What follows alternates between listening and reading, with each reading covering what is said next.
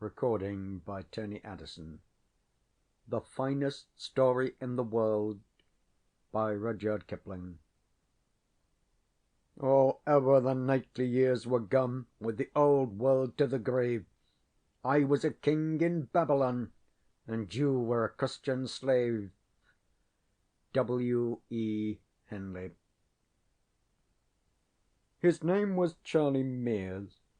He was the only son of his mother, who was a widow, and he lived in the north of London, coming into the city every day to work in a bank. He was 20 years old, and suffered from aspirations. I met him in a public billiard saloon, where the marker called him by his given name, and he called the marker Bull's Eyes. Charlie explained, a little nervously, that he had only come to the place to look on, and since looking on at games of skill is not a cheap amusement for the young, I suggested that Charlie should go back to his mother. That was our first step toward better acquaintance. He would call on me sometimes in the evening, instead of running about London with his fellow clerks, and before long, speaking of himself as a young man must, he told me of his aspirations, which were all literary. He desired to make himself an undying name, chiefly through verse, though he was not above sending stories of love and death to the drop-a-penny in the slot journals. It was my fate to sit still while Charlie read me poems of many hundred lines, and bulky fragments of plays that would surely shake the world. My reward was his unreserved confidence, and the self-revelations and troubles of a young man are almost as holy as those of a maiden. Charlie had never fallen in love, but was anxious to do so on the first opportunity. He believed in all things good and all things honourable, but at the same time was curiously careful to let me see that he knew his way about the world, as befitted a bank clerk on 25 shillings a week. He rhymed dove with love, and moon with June, and devoutly believed that they had never so been rhymed before. The long, lame gaps in his plays he filled up with hasty words of apology and description, and swept on, seeing all that he intended to do so clearly that he esteemed it already done, and turned to me for applause. I fancy that his mother did not encourage his aspirations, and I know that his writing table at home was the edge of his washstand. This he told me almost at the outset of our acquaintance, when he was ravaging my bookshelves, and a little before I was implored to speak the truth as to his chances of writing something really great, you know. Maybe I encouraged him too much, for one night he called on me, his eyes flaming with excitement, and said breathlessly, "Do you mind? Can you let me stay here and write all this evening? I won't interrupt you, I won't, really. There's no place for me to write in at my mother's." "What's the trouble?" I said, knowing well what the trouble was. "I've a notion in my head that would make the most splendid story that was ever written. Do let me write it out here. It's such a notion." There was no resisting the appeal. I set him a table. He hardly thanked me, but plunged into the work at once. For half an hour the pen scratched without stopping. Then Charlie sighed and tugged his hair. The scratching grew slower. There were more erasures, and at last ceased. The finest story in the world would not come forth. "It looks such awful rot now," he said mournfully, "and yet it seemed so good when I was thinking about it. What's wrong?" I could not dishearten him by saying the truth, so I answered, "Perhaps you don't feel in the mood for writing." Yes, I do. Except when I look at this stuff. Ugh! Read me what you've done, I said. He read, and it was wondrous bad, and he paused at all the specially turgid sentences, expecting a little approval, for he was proud of those sentences, as I knew he would be. It needs compression, I suggested cautiously. I hate cutting my things down. I don't think you could alter a word here without spoiling the sense. It reads better aloud than when I was writing it.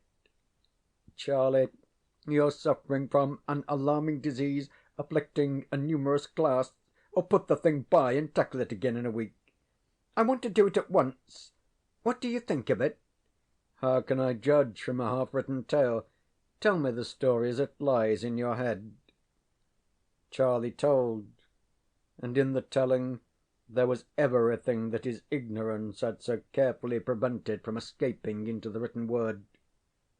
I looked at him, and wondering whether it were possible that he did not know the originality, the power of the notion that had come in his way. It was distinctly a notion among notions. Men had been puffed up with pride by notions not a tithe as excellent and practicable. But Charlie babbled on serenely, interrupting the current of pure fancy with samples of horrible sentences that he purposed to use. I heard him out to the end. It would be folly to allow his idea to remain in his own inept hands when I could do so much with it. Not all that could be done, indeed, but oh, so much. What do you think? He said at last. I fancy I shall call it The Story of a Ship. I think the idea's pretty good, but you won't be able to handle it for ever so long. Now, would it be of any use to you? Would you care to take it? I should be proud, said Charlie promptly. There are few things sweeter in this world than the guileless, hot-headed, intemperate, open admiration of a junior. Even a woman in her blindest devotion does not fall into the gait of the man she adores, tilt her bonnet to the angle at which he wears his hat, or interlard her speech with his pet oaths. And Charlie did all these things.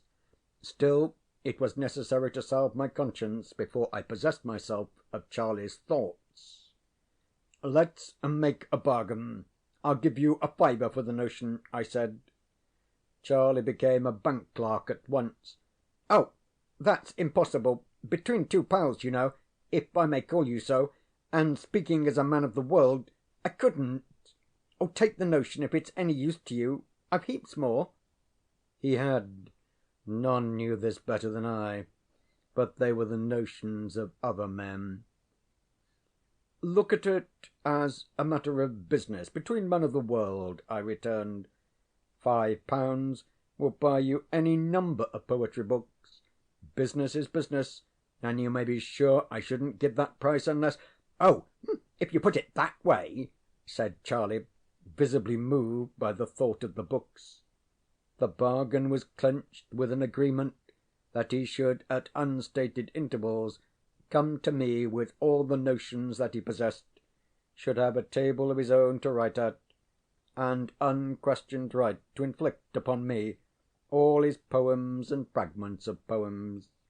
Then I said, Now, tell me how you came by this idea. It came by itself. Charlie's eyes opened a little. Yes, but you told me a great deal about the hero that you must have read before somewhere. I haven't any time for reading, except when you let me sit here, and on Sundays I'm on my bicycle or down the river all day. There's nothing wrong about the hero, is there? Tell me again, and I shall understand clearly. You say that your hero went pirating. How did he live? He was on the lower deck of the ship thing that I was telling you about. What sort of ship? It was the kind rowed with oars, and the sea spurts through the oar holes, and the men row sitting up to their knees in water. Then there's a bench running down between the two lines of oars, and an overseer with a whip walks up and down the bench to make the men work. How do you know that? It's in the tale. There's a rope running overhead, looped to the upper deck, for the overseer to catch hold of when the ship rolls. When the overseer misses the rope once and falls among the rowers, remember the hero laughs at him and gets licked for it. He's chained to his oar, of course. The hero. How is he chained? With an iron band round his waist fixed to the bench he sits on, and a sort of handcuff on his left wrist, chaining him to the oar. He's on the lower deck, where the worst men are sent, and the only light comes from the hatchways and through the oar holes. Can't you imagine the sunlight just squeezing through between the handle and the hole, and wobbling about as the ship moves? I can, but I can't imagine your imagining it. How could it be any other way? Now you listen to me. The long oars on the upper deck are managed by 4 men to each bench, the lower ones by 3, and the lowest of all by 2. Remember, it's quite dark on the lowest deck, and all the men there go mad. When a man dies at his oar on that deck, he isn't thrown overboard, but cut up in his chains and stuffed through the oar hole in little pieces. Why? I demanded, amazed, not so much at the information as the tone of command in which it was flung out. To save trouble and to frighten the others. It needs 2 overseers to drag a man's body up to the top deck, and if the men at the lower deck oars were left alone, of course they'd stop rowing and try to pull up the benches by all standing up together in their chains. You've a most provident imagination. Where have you been reading about galleys and galley slaves? Nowhere that I remember. I row a little when I get the chance, but perhaps, if you say so, I may have read something. He went away shortly afterward to deal with booksellers, and I wondered how a bank clerk aged 20 could put into my hands, with a profligate abundance of detail, all given with absolute assurance, the story of extravagant and bloodthirsty adventure, riot, piracy, and death in unnamed seas. He had led his hero a desperate dance, through revolt against the overseers, to command of a ship of his own, and ultimate establishment of a kingdom on an island, somewhere in the sea, you know, and, delighted with my paltry £5, had gone out to buy the notions of other men, that these might teach him how to write. I had the consolation of knowing that this notion was mine by right of purchase, and I thought that I could make something of it. When next he came to me, he was drunk, royally drunk on many poets for the first time revealed to him. His pupils were dilated, his words tumbled over each other, and he wrapped himself in quotations. Most of all was he drunk with Longfellow. "Isn't it splendid? Isn't it superb?" he cried after hasty greetings. "Listen to this. Wouldst thou," so the helmsman answered, "know the secret of the sea? Only those who brave its dangers comprehend its mystery. By gum! Only those who brave its dangers comprehend its mystery," he repeated 20 times, walking up and down the room and forgetting me. "But I can understand it too," he said to himself. "I don't know how to thank you for that £5. And this, listen. I remember the black wharves, and the ships, and the sea tides tossing free, and the Spanish sailors with bearded lips, and the beauty and mystery of the ships, and the magic of the sea. I haven't braved any dangers, but I feel as if I knew all about it." "You certainly seem to have a grip of the sea. Have you ever seen it?" "When I was a little chap I went to Brighton once. We used to live in Coventry, though, before we came to London. I never saw it." "When descends on the Atlantic the gigantic storm wind of the equinox?" He shook me by the shoulder to make me understand the passion that was shaking himself. "When that storm comes," he continued, "I think that all the oars in the ship that I was talking about get broken, and the rowers have their chests smashed in by the bucking oar heads. Oh, by the way, have you done anything with that notion of mine yet?" "No. I was waiting to hear more of it from you.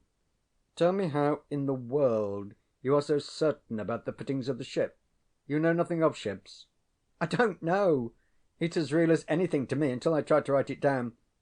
I was thinking about it only last night in bed, after you had loaned me Treasure Island, and I made up a whole lot of new things to go into the story. What sort of things? About the food, the minute. Rotten figs and black beans and wine in a skin bag passed from bench to bench. Was the ship built so long ago as that?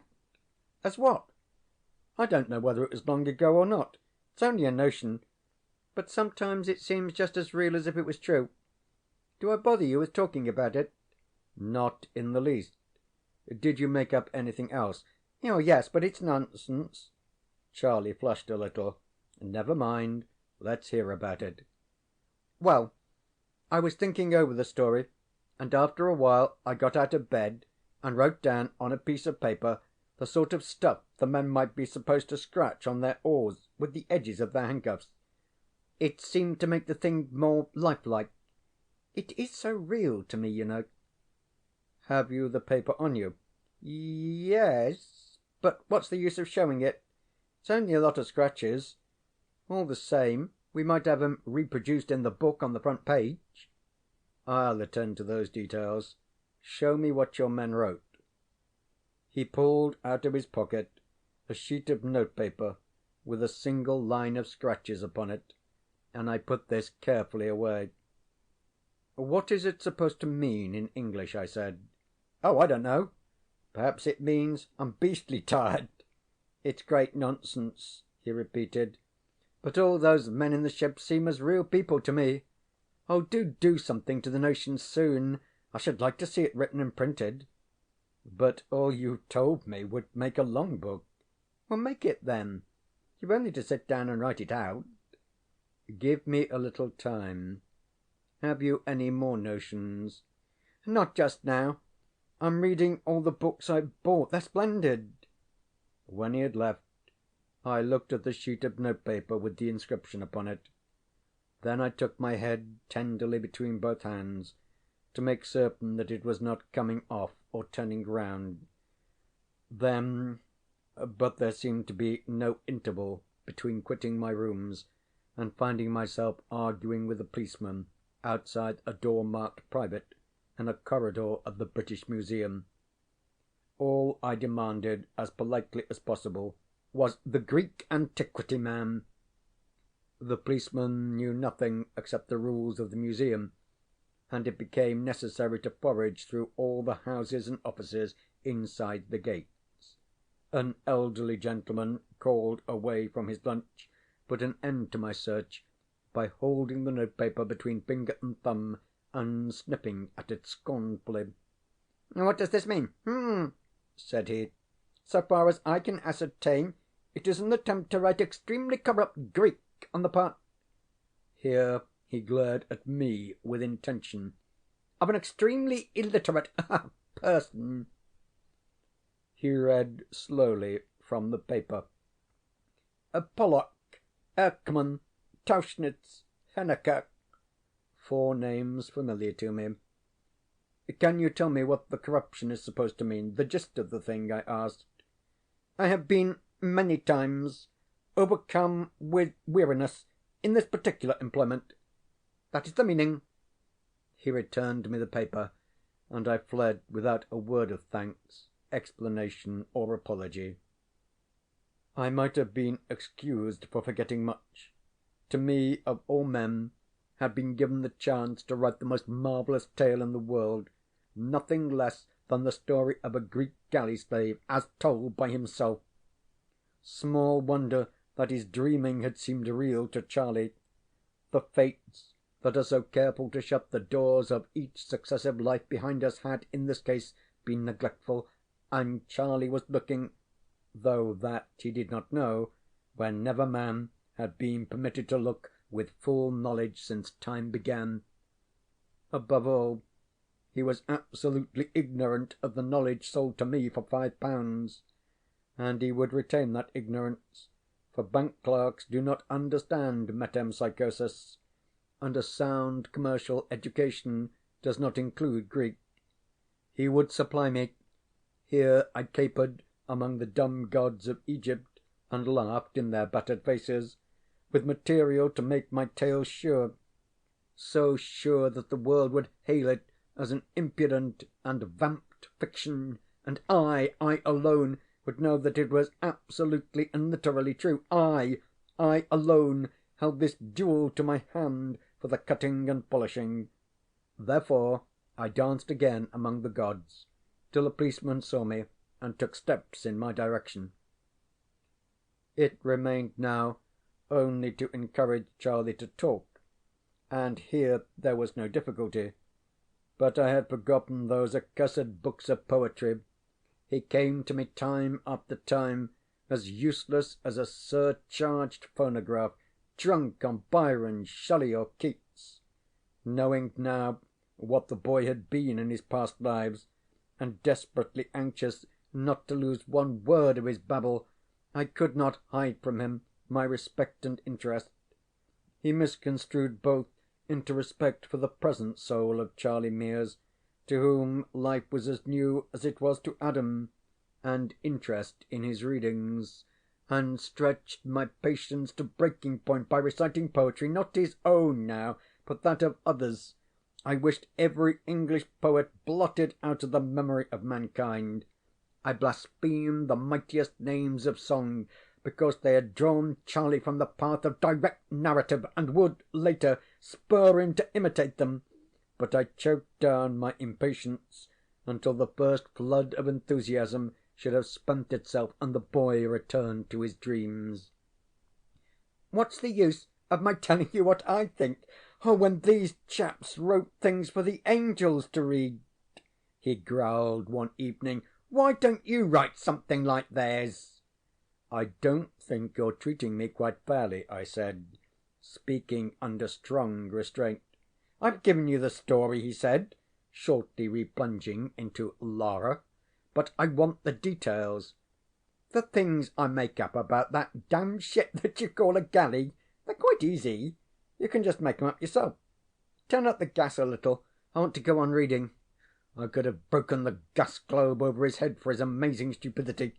I could indeed make up things for myself did I only know what Charlie did not know that he knew. But since the doors were shut behind me, I could only wait his youthful pleasure, and strive to keep him in good temper.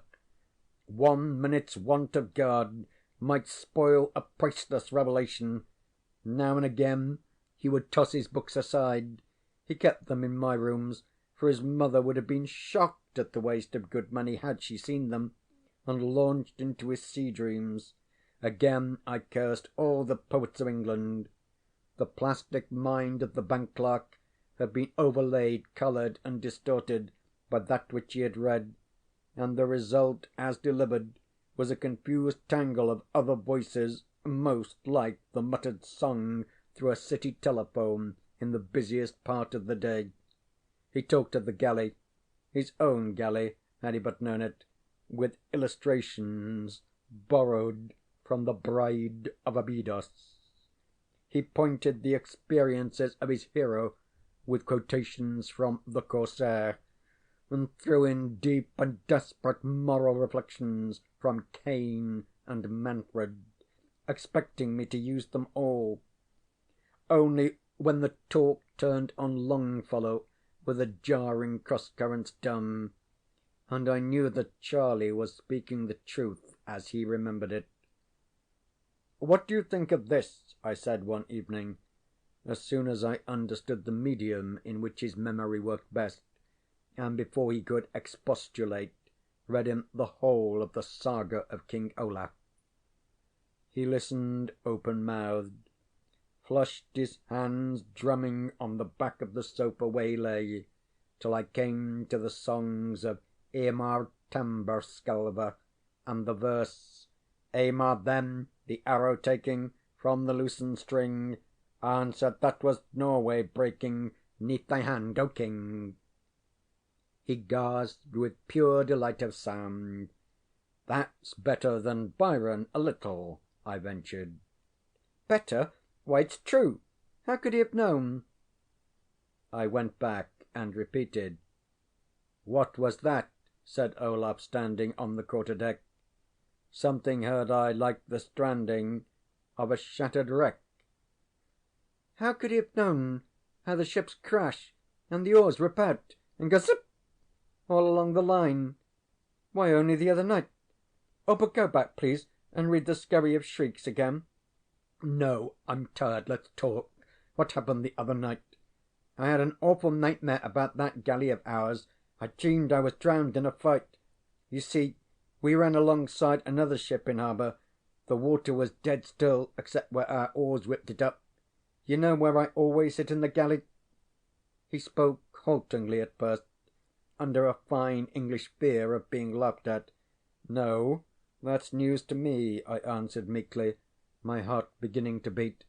On the fourth oar, from the bow, on the right side, on the upper deck. There were 4 of us at the oar, all chained. I remember watching the water and trying to get my handcuffs off before the row began. Then we closed up on the other ship, and all their fighting men jumped over our bulwarks, and my bench broke, and I was pinned down with the 3 other fellows on top of me, and the big oar jammed across our backs.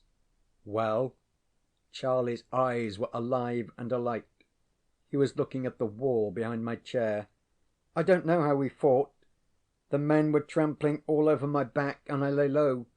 Then our rowers on the left side, tied to their oars, you know, began to yell and backwater.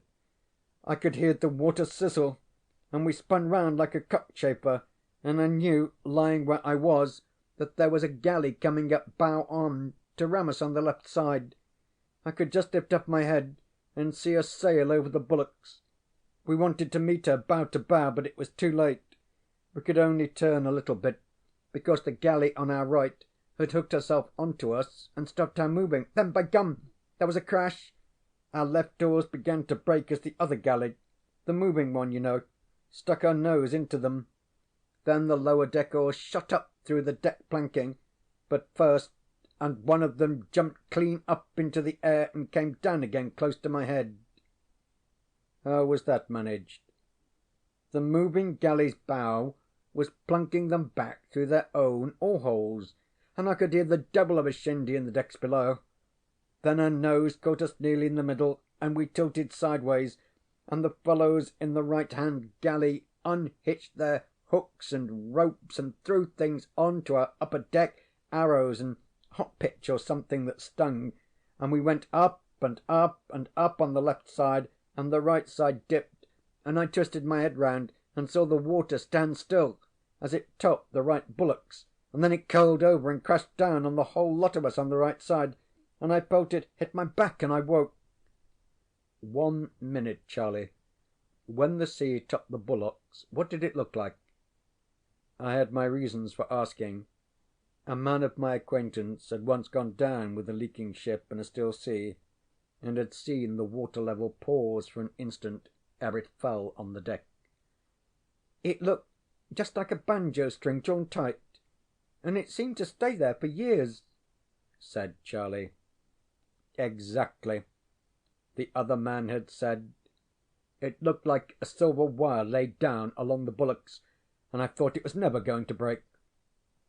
He had paid everything except the bare life for this little valueless piece of knowledge, and I had travelled 10,000 weary miles to meet him and take his knowledge at second hand. But Charlie, the bank clerk, on 25 shillings a week, he who had never been out of sight of a London omnibus, knew it all.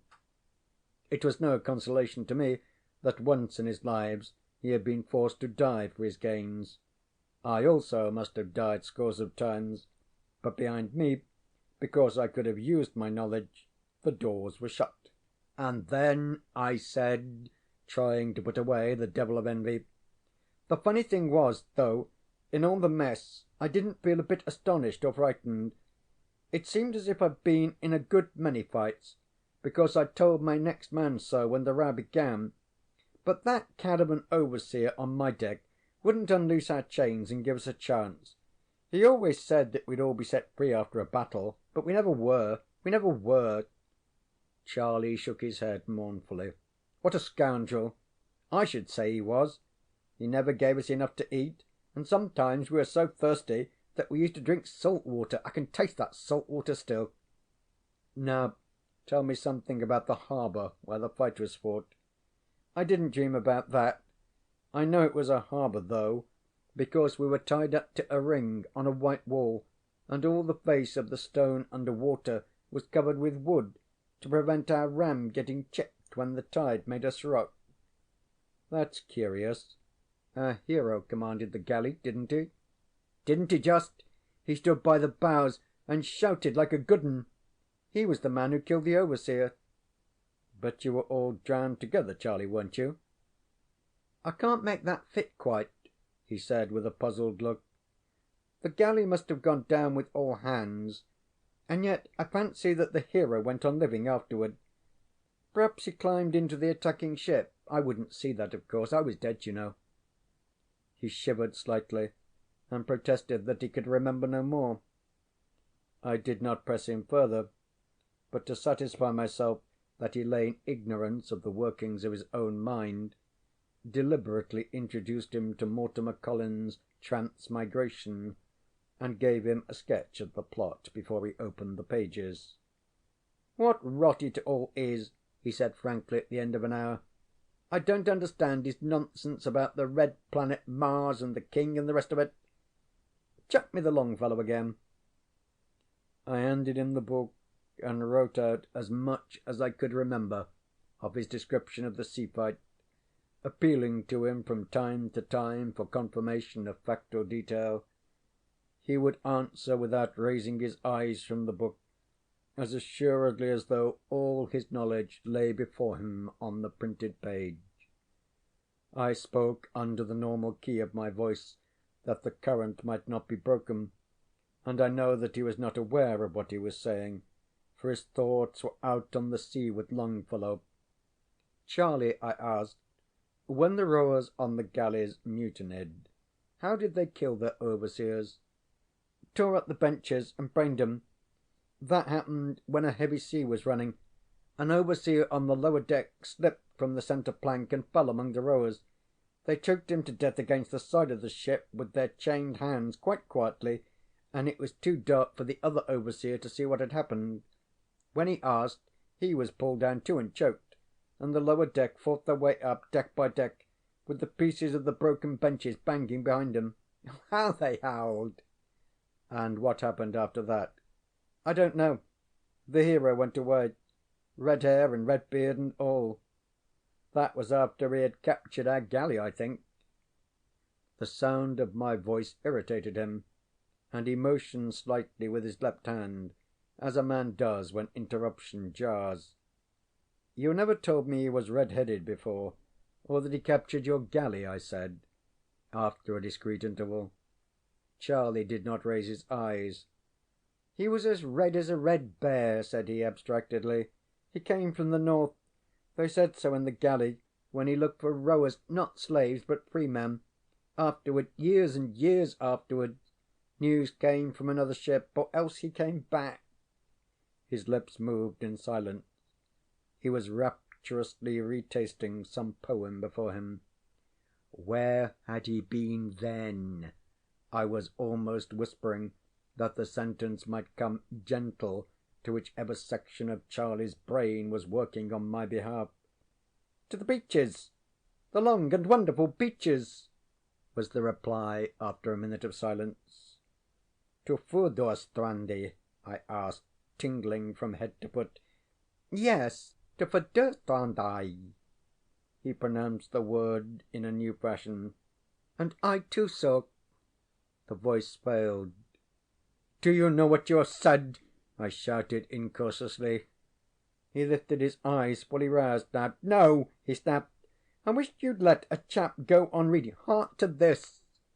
But Othere, the old sea captain, he neither paused nor stirred till the king listened, and then once more took up his pen and wrote down every word. And to the king of the Saxons, in witness of the truth, raising his noble head, he stretched his brown hand and said, Behold this walrus tooth! By Jove, what chaps those must have been to go sailing all over the shop, never knowing where they'd fetch the land. Charlie, I pleaded, if you'll only be sensible for a minute or two, I'll make our hero in our tale every inch as good as author. Hm.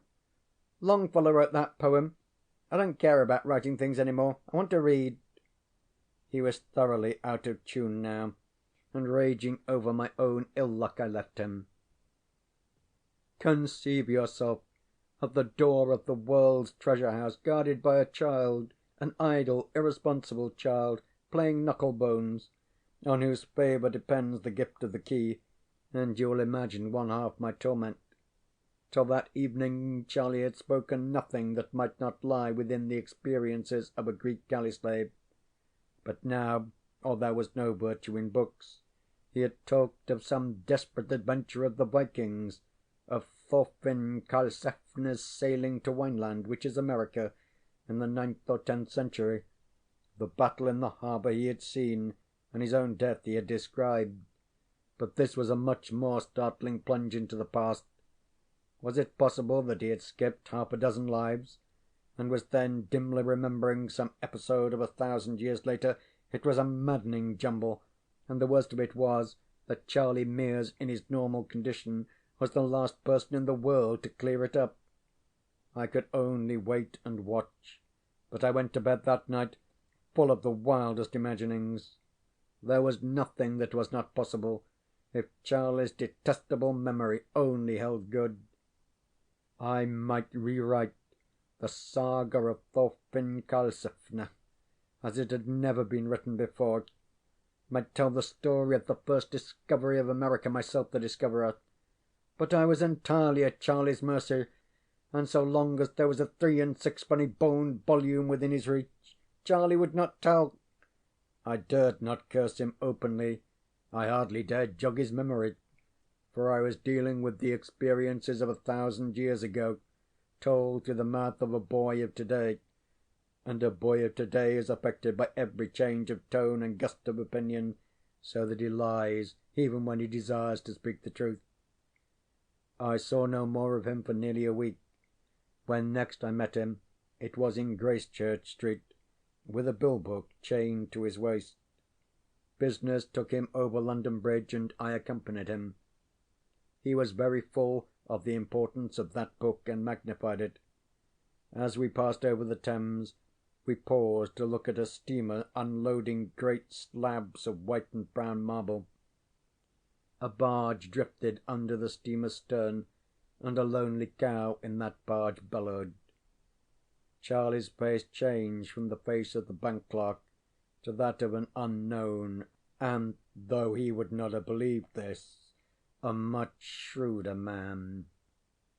He flung out his arm across the parapet of the bridge, and, laughing very loudly, said, "When they heard our bulls bellow, the Skreelings ran away." I waited only for an instant, but the barge and the cow had disappeared under the bows of the steamer before I answered. "Charlie, what do you suppose are Skreelings?" "Never heard of 'em before. They sound like a new kind of seagull. What a chap you are for asking questions," he replied. "I have to go to the cashier of the omnibus company yonder. Will you wait for me, and we can lunch somewhere together? I've a notion for a poem." "No, thanks. I'm off. You're sure you know nothing about Skreelings?" "Not unless he's been entered for the Liverpool Handicap." He nodded, and disappeared in the crowd.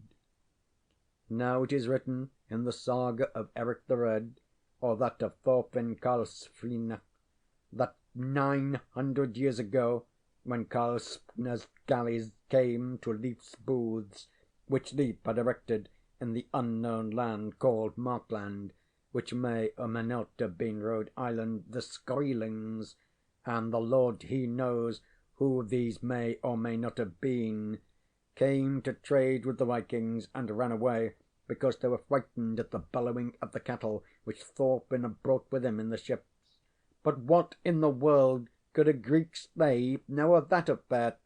I wandered up and down among the streets, trying to unravel the mystery, and the more I considered it, the more baffling it grew.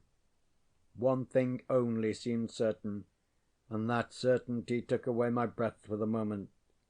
If I came to full knowledge of anything at all, it would not be one life of the soul in Charlie Mears's body, but half a dozen. half a dozen several and separate existences spent on blue water in the morning of the world. Then I walked round the situation. Obviously, if I used my knowledge, I should stand alone and unapproachable until all men were as wise as myself. That would be something, but manlike. I was ungrateful.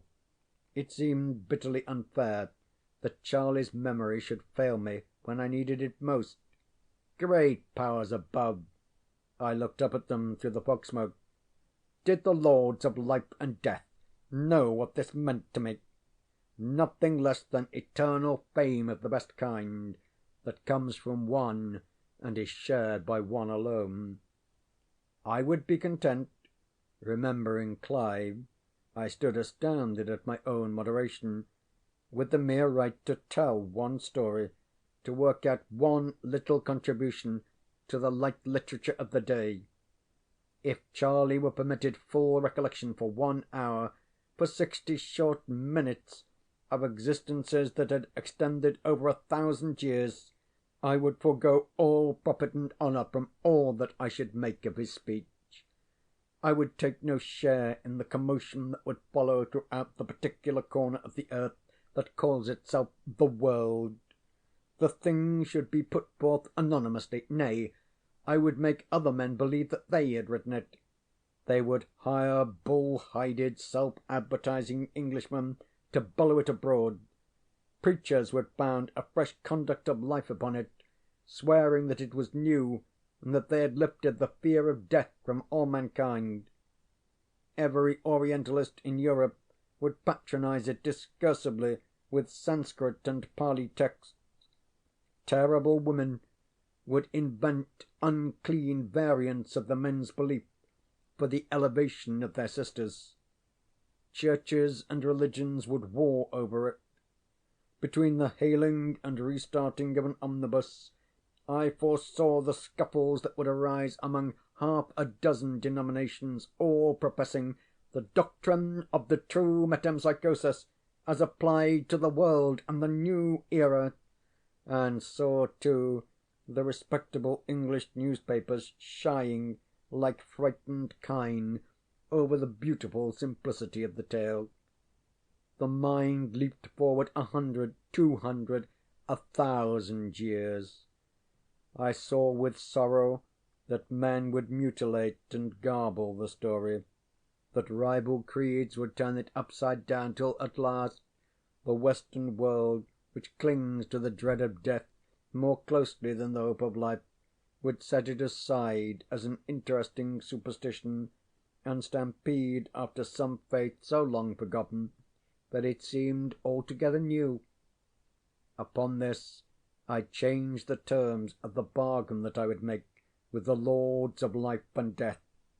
Only let me know, let me write the story with sure knowledge that I wrote the truth, and I would burn the manuscript as a solemn sacrifice. 5 minutes after the last line was written I would destroy it all, but I must be allowed to write it with absolute certainty. There was no answer. The flaming colours of an aquarium poster caught my eye, and I wondered whether it would be wise or prudent to lure Charlie into the hands of the professional mesmerist, and whether, if he were under his power, he would speak of his past lives. If he did, and if people believed him. But Charlie would be frightened and flustered, or made conceited by the interviews. In either case, he would begin to lie through fear or vanity. He was safest in my hands. "They are very funny fools, your English," said a voice at my elbow, and turning round, I recognized a casual acquaintance, a young Bengali law student, called Grish Chunder, whose father had sent him to England to become civilized. The old man was a retired native official, and on an income of £5 a month contrived to allow his son £200 a year, and the run of his teeth in a city where he could pretend to be the cadet of a royal house, and tell stories of the brutal Indian bureaucrats who ground the faces of the poor. Grish Chunder was a young, fat, full-bodied Bengali, dressed with scrupulous care, in frock-coat, tall hat, light trousers, and tan gloves. But I had known him in the days when the brutal Indian government paid for his university education, and he contributed cheap sedition to Saki Durpan, and intrigued with the wives of his schoolmates. "That is very funny and very foolish," he said, nodding at the poster. "I am going down to the Northbrook Club. Will you come too?" I walked with him for some time. "You are not well," he said. "What is there in your mind? You do not talk." "Grish Chunder, you've been too well educated to believe in a God, haven't you?" "Oh, yes, here. But when I go home I must conciliate popular superstition, and make ceremonies of purification, and my women will anoint idols, and bang up tulsi, and feast the purohit, and take you back into caste again, and make a good Kutarj of you again, you advanced social freethinker. And you'll eat desi food, and like it all, from the smell in the courtyard to the mustard oil over you." "I shall very much like it," said Grish Chunder, unguardedly. "Once a Hindu, always a Hindu. But I like to know what the English think they know." "I'll tell you something that one Englishman knows. It's an old tale to you." I began to tell the story of Charlie in English, but Grish Chunder put a question in the vernacular, and the history went forward naturally in the tongue best suited for its telling. After all, it could never have been told in English. Grish Chunder heard me, nodding from time to time, and then came up to my rooms, where I finished the tale. "Beshak," he said philosophically, "lekin darwaza band hai." Without doubt, but the door is shut. I have heard of this remembering of previous existences among my people. It is, of course, an old tale with us, but to happen to an Englishman, a cow-fed malsh, an outcast, by Jove, that is most peculiar. Outcast yourself, Grish Chunder. You eat cow beef every day. Let's think the thing over. The boy remembers his incarnations." "Does he know that?" said Grish Chunder quietly, swinging his legs as he sat on my table. He was speaking in English now. "He does not know anything. Would I speak to you if he did? Go on." "There is no going on at all. If you tell that to your friends, they will say you are mad, and put it in the papers. Suppose, now, you prosecute for libel." "Let's leave that out of the question entirely. Is there any chance of his being made to speak?" "Oh, there is a chance. Oh, yes.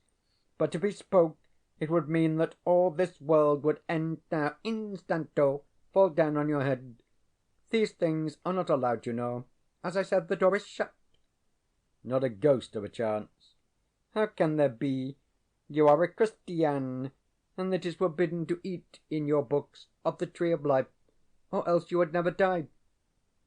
How shall you all fear death if you all know what your friend does not know that he knows? I am afraid to be kicked, but I am not afraid to die, because I know what I know. You are not afraid to be kicked, but you are afraid to die. If you are not, by God, you English would be all over the shop in an hour, upsetting the balances of power and making commotions. It would not be good. But no fear. He will remember a little and a little less, and you will call it dreams. Then he will forget altogether. When I passed my first arts examination in Calcutta, that was all in the cram book on Wordsworth. Trailing clouds of glory, you know." "This seems to be an exception to the rule." "There are no exceptions to rules. Some are not so hard looking as others, but they are all the same when you touch. If this friend of yours said so and so, indicating that he remembered all his lost lives, or one piece of a lost life, he would not be in the bank another hour.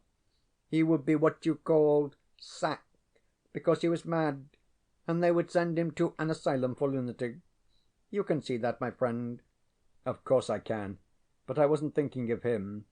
His name need never appear in the story." "Ah, I see. That story will never be written. You can try. I am going to. For your own credit, and for the sake of money, of course. No, for the sake of writing the story. On my honour, that will be all. Even then, there is no chance. You cannot play with the gods. It is a very pretty story now, as they say. Let it go on that. I mean, at that. Be quick. He will not last long. How do you mean? What I say. He has never so far thought about a woman. Hasn't he, though? I remembered some of Charlie's confidences. I mean, no woman has thought about him. When that comes, puss, yeah, all up. I know. There are millions of women here. Housemaids, for instance. I winced at the thought of my story being ruined by a housemaid, and yet nothing was more probable. Grish Chunder grinned. Yes, also pretty girls. Cousins of his house, and perhaps not of his house. One kiss that he gives back again and remembers will cure all this nonsense, or else. Or else what? Remember, he does not know that he knows. I know that. Or else, if nothing happens, he will become immersed in the trade and the financial speculations like the rest. It must be so. You can see that it must be so. But the woman will come first, I think.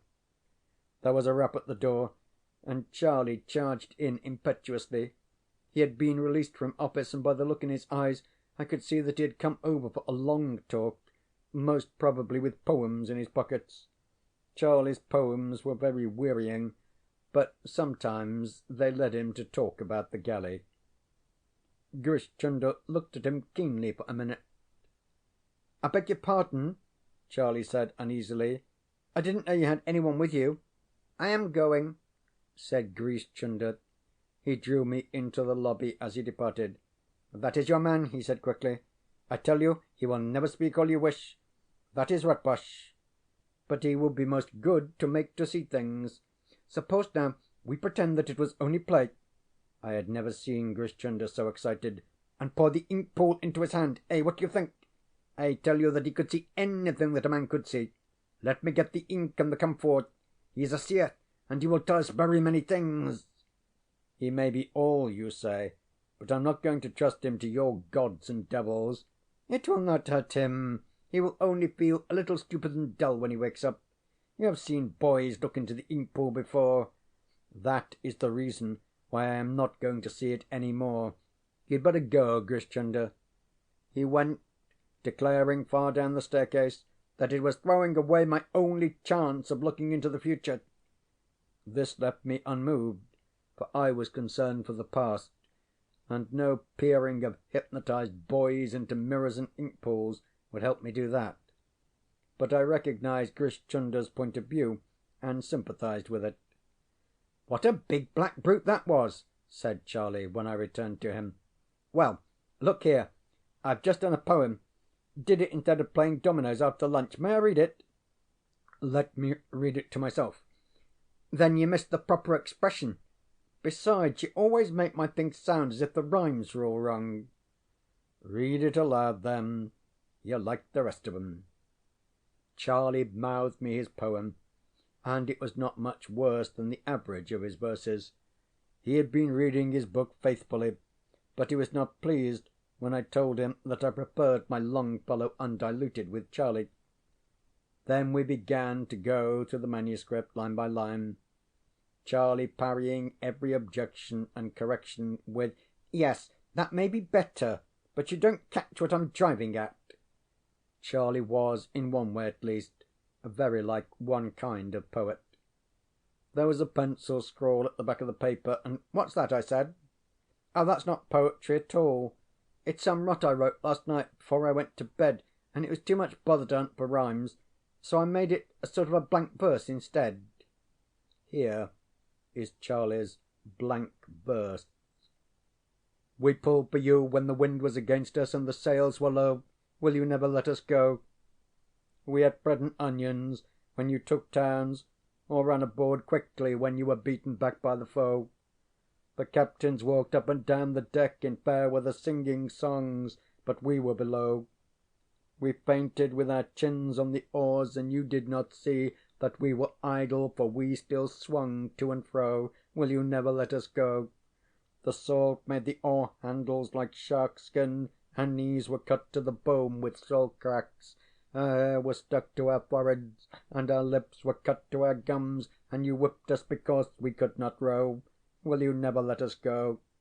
But in a little time we shall run out of the portholes as the water runs along the oar blade, and though you tell the others to row after us, you will never catch us till you catch the oar thresh and tie up the winds in the belly of the sail. Oh, will you never let us go?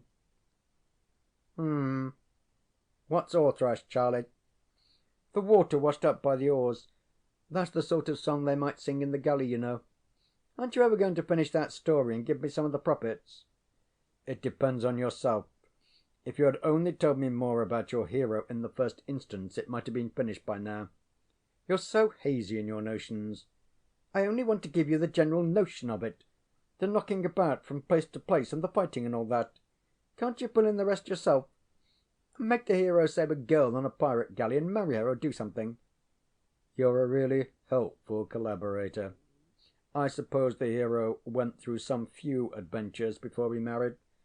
Well then, make him a very artful card, a low sort of man, a sort of political man who went about making treaties and breaking them, a black-haired chap who hid behind the mast when the fighting began. But you said the other day that he was red-haired. I couldn't have. Make him black-haired, of course. You've no imagination. Seeing that I had just discovered the entire principles on which the half-memory falsely called imagination is based, I felt entitled to laugh, but forbore for the sake of the tale. You're right. You're the man with imagination. A black-haired chap in a decked ship, I said. No, an open ship, like a big boat. This was maddening. Your ship has been built and designed, closed and decked in. You said so yourself, I protested. No, no, not that ship. That was open or half-decked because... Oh, by Jove, you're right. You made me think of the hero as a red-haired chap. Of course, if he were red, the ship would be an open one with painted sails. Surely, I thought, he would remember now that he had served in 2 galleys at least, in a 3-decked Greek one under the black-haired political man, and again in a Viking's open sea serpent under the man red as a red bear who went to Markland. The devil prompted me to speak. Why, of course, Charlie, said I. I don't know. Are you making fun of me? The current was broken for the time being. I took up a notebook and pretended to make many entries in it. It's a pleasure to work with an imaginative chap like yourself, I said after a pause. The way that you brought out the character of the hero is simply wonderful. Do you think so? He answered with a pleased blush. I often tell myself that there's more in me than people think. There's an enormous amount in you. Then won't you let me send an essay on the ways of bank clerks to Tit-Bits and get the guinea prize? That wasn't exactly what I meant, old fellow. Perhaps it would be better to wait a little and go ahead with the galley story. Ah, but I shan't get the credit of that. Tit-Bits would publish my name and address if I win. What are you grinning at? They would. I know it. Suppose you go for a walk. I want to look through my notes about our story. Now this reprehensible youth who left me, a little hurt and put back, might, for aught he or I knew, have been one of the crew of the Argo, had been certainly slave or comrade to Thorfinn Karlsefne. Therefore he was deeply interested in guinea competitions. Remembering what Grish Chunder had said, I laughed aloud. The lords of life and death would never allow Charlie Mears to speak with full knowledge of his pasts, and I must even piece out what he had told me with my own poor inventions, while Charlie wrote of the ways of bank clerks. I got together and placed on one file all my notes, and the net result was not cheering. I read them a second time. There was nothing that might not have been compiled at second hand from other people's books, except perhaps the story of the fight in the harbour. The adventures of a Viking had been written many times before. The history of a Greek galley slave was no new thing, and though I wrote both, who could challenge or confirm the accuracy of my details? I might as well tell a tale of 2000 years hence. The lords of life and death were as cunning as Grish Chunder had hinted. They would allow nothing to escape that might trouble or make easy the minds of men. Though I was convinced of this, yet I could not leave the tale alone. Exaltation followed reaction not once but 20 times in the next few weeks. My moods varied with the March sunlight and flying clouds. By night, or in the beauty of a spring morning, I perceived that I could write that tale and shift continents thereby. In the wet, windy afternoons, I saw that the tale might indeed be written, but would be nothing more than a faked, false varnished, sham rusted piece of Wardour Street work at the end. Then I blessed Charlie in many ways, though it was no fault of his. He seemed to be busy with prize competitions, and I saw less and less of him as the weeks went by, and the earth cracked and grew ripe to spring, and the buds swelled in their sheaths. He did not care to read or talk of what he had read, and there was a new ring of self-assertion in his voice. I hardly cared to remind him of the galley when we met, but Charlie alluded to it on every occasion, always as a story from which money was to be made. "I think I deserve 25%, don't I, at least?" he said, with beautiful frankness. "I supplied all the ideas, didn't I?" This greediness for silver was a new side in his nature. I assumed that it had been developed in the city, where Charlie was picking up the curious nasal drawl of the underbred city man. "When the thing's done, we'll talk about it. I can't make anything of it at present. Red-haired or black-haired hero were equally difficult." He was sitting by the fire staring at the red coals. "I can't understand what you find so difficult. It's all as clean as mud to me," he replied. A jet of gas puffed out between the bars, took light, and whistled softly. "Suppose we take the red-haired hero's adventures first, from the time that he came south to my galley and captured it and sailed to the beaches." I knew better now than to interrupt Charlie. I was out of reach of pen and paper, and dared not move to get them, lest I should break the current. The gas jet puffed and whinnied. Charlie's voice dropped almost to a whisper, and he told the tale of the sailing of an open galley to Furdurstrandi, of sunsets on the open sea, seen under the curve of the one sail evening after evening, when the galley's beak was notched into the centre of the sinking disk. "And we sailed by that, for we had no other guide," quoth Charlie. He spoke of a landing on an island, and explorations in its woods, where the crew killed 3 men whom they found asleep under the pines. Their ghosts, Charlie said, followed the galley, swimming and choking in the water, and the crew cast lots and threw one of their number overboard as a sacrifice to the strange gods whom they had offended. Then they ate seaweed when their provisions failed, and their legs swelled, and their leader, the red-haired man, killed 2 rowers who mutinied, and after a year spent among the woods they set sail for their own country, and a wind that never failed carried them back so safely that they all slept at night. This and much more Charlie told. Sometimes the voice fell so low that I could not catch the words, though every nerve was on the strain.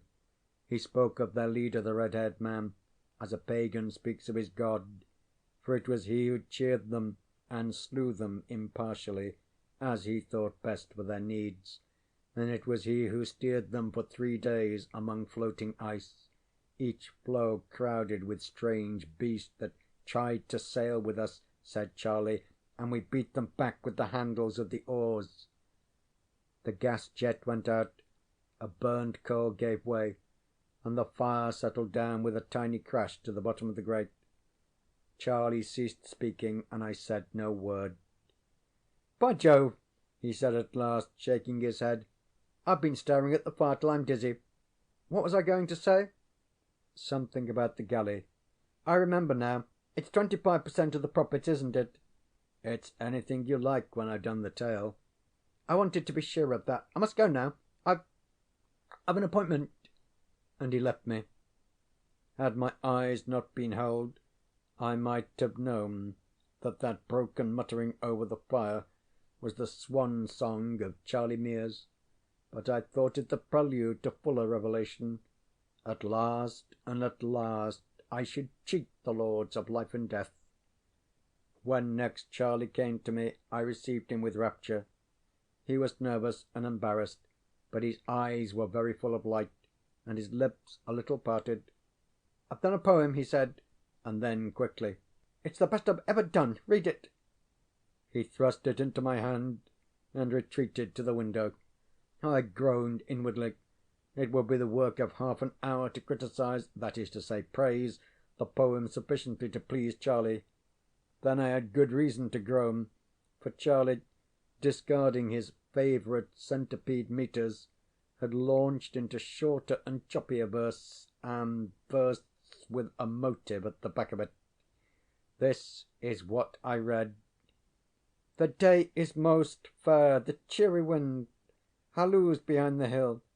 Where he bends, the wood as seemeth good, and the sapling to his will. Riot, O wind, there is that in my blood that would not have thee still. She gave me herself, O earth, O sky, grey sea, she is mine alone. Let the sullen boulders hear my cry, and rejoice though they be but stone. Mine, I have won her, O good brown earth, make merry, 'tis hard on spring. Make merry, my love is doubly worth all worship your fields can bring. Let the bind that tills you feel my mirth at the early harrowing." Yes, it's the early harrowing past a doubt, I said, with a dread at my heart. Charlie smiled, but did not answer. "Red cloud of the sunset, tell it abroad, I am victor, greet me, O sun, dominant master and absolute lord over the soul of one." "Well?" said Charlie, looking over my shoulder. I thought it far from well, and very evil indeed, when he silently laid a photograph on the paper, the photograph of a girl with a curly head and a foolish slack mouth. Isn't it wonderful?"